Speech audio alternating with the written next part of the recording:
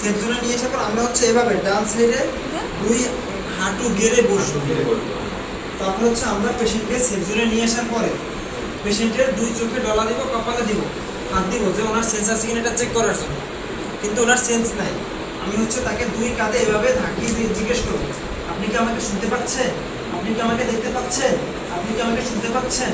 না, উনি শুনতেও পাচ্ছে না, দেখতেও পাচ্ছে না। আমি সাহায্যের জন্য কাউকে ডাক দিব, S for sound for help.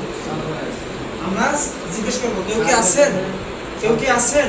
আপনি কি হেল্প করতে পারবেন? এই টাইপের একটা সাউন্ড করবো, কিন্তু কেউ নাই, কেউ আমার কথা শুনতে পাচ্ছে না।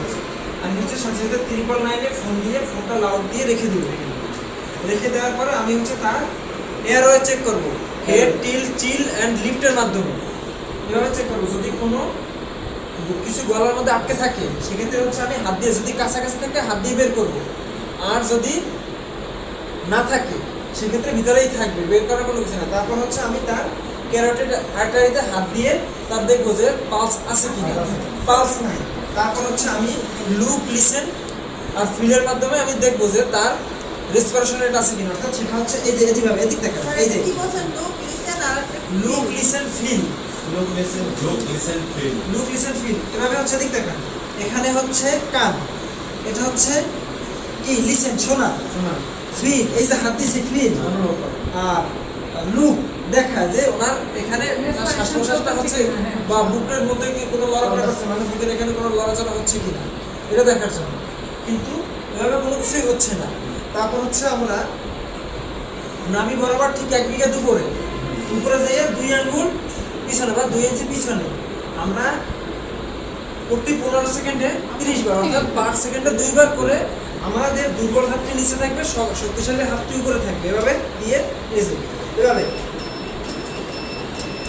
আরো জোরে, যত যত জোরে দেওয়া সম্ভব হয় আমরা দিব। তারপরে হচ্ছে আমরা তাকে এয়ারওয়েতে শ্বাস দিব বা ব্রেথ দিব। শ্বাস দেওয়ার সময় হচ্ছে তার 2 নাক এভাবে চেপে ধরবো, চেপে নিয়ে নাক চেপে ধরবো, নাক চেপে ধরে নিজে বুক ভরে শ্বাস নিয়ে তাকে বুক ভরে শ্বাস দিব। এভাবে 2 বার দিব। এভাবে হচ্ছে মুখের সাথে মুখ মিশিয়ে, মুখের সাথে মুখ মিশিয়ে, হ্যাঁ, যাতে হাওয়া বের হওয়া মানে আমার শ্বাসটা যাতে উনি একদম প্রপার নিতে পারে, একদম প্রপার নিতে পারে। এভাবে 2 বার দিব। এভাবে যদি না হয়, যতক্ষণ পর্যন্ত আমি ক্লান্ত না হবো ততক্ষণ পর্যন্ত এভাবে পর্যায়ক্রমে সিপিআর চালিয়ে যাব।